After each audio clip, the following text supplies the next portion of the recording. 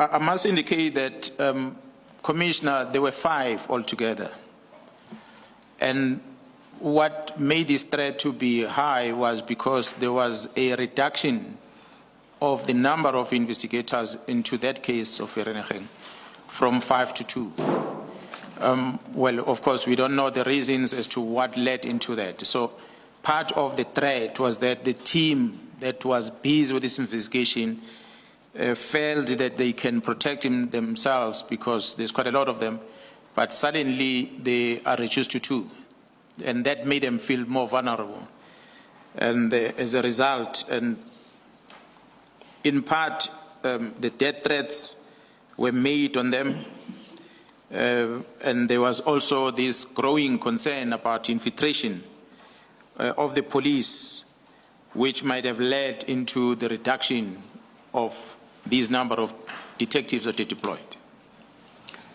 Let's turn then to the request made to you by Lieutenant General Khumalo. Could you give a brief description of the nature of the request? Commissioner, Lieutenant General Khumalo, if you remember, if you recall, I mentioned earlier that he has been with the political killings task team from inception in 2018. So he understands the methodology of operations that we are running within the political task team and different disciplines and expertise that are sitting there. The Commissioner made the reference to paragraph 93 about the achievement of the team, which has been reflected on the successes that they've made over time. So he was well aware that if anyone that is going to be able to have the 2 detectives from Gauteng, they better come from that team because it's well equipped and he understands how they operate.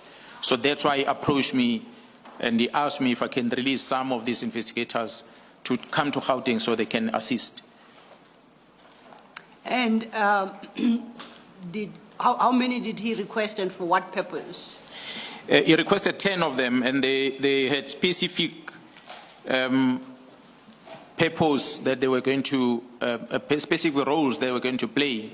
Amongst the 10 will include a commander that was going to be in charge of the team, the analyst that were going to assist the team, the investigators, including the digital forensic investigators, ballistic analysts, crime scene experts, as well as a designated firearm officer and cell phone data analysis.